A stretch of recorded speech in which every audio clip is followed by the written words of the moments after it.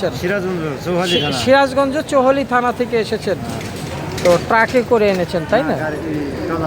ট্রলারে করে এনেছেন সিরাজগঞ্জ থেকে ওই পদ্মা নদী হয়ে ঢাকা বুড়িগঙ্গায় মাওয়া দিয়ে ঢুকেছেন।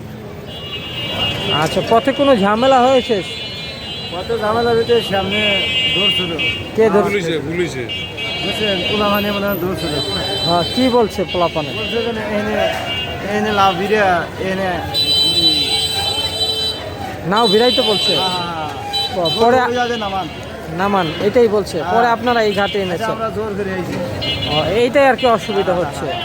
নৌকায় তাহলে গরু আনতে গেলে এই জিনিসটা আর কি মাথায় রাখতে হবে। কিন্তু গরু আনা নেওয়ার ব্যাপারে পথে কোনো প্রকার বাধা দেওয়া যাবে না, এরকম কিন্তু প্রশাসন বলছে। খুব বেশি জোরাজুরি করেছে? বেশি না, হালকা পাতলা। হালকা পাতলা।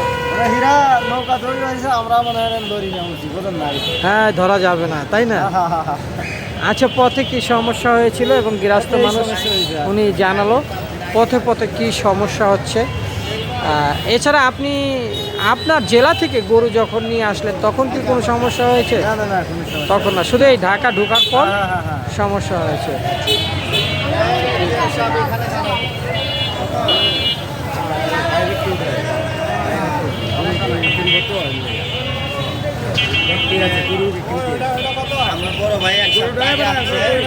গরুর দাম করছে উনি? আপনি দামাদামি করছেন? কোনটা চয়েস হয়েছে? কোনটা আপনি দামাদামি করেছেন?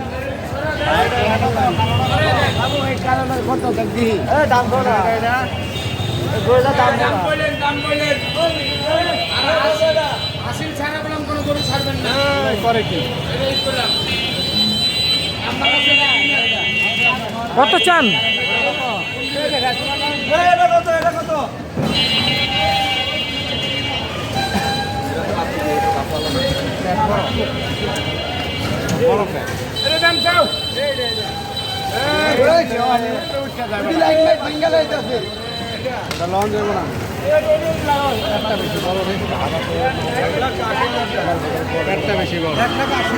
এক লাখ 80 চায়।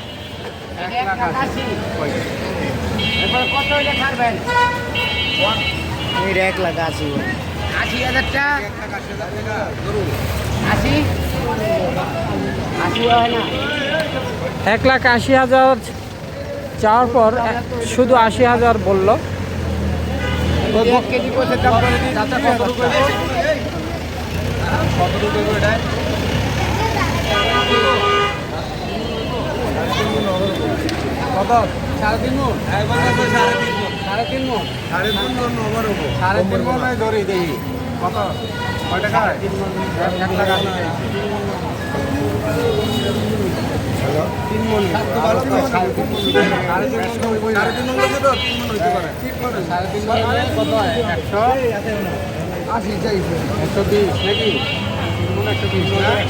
আর হইল গিয়া আটা বানাইতে 20 কেজি, 140 কেজি একটা দাম দিয়ে কত টাকা?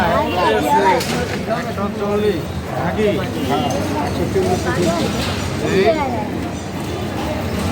ভাগ দিতে হবে, ভাগ দিতে প্রত্যেকটা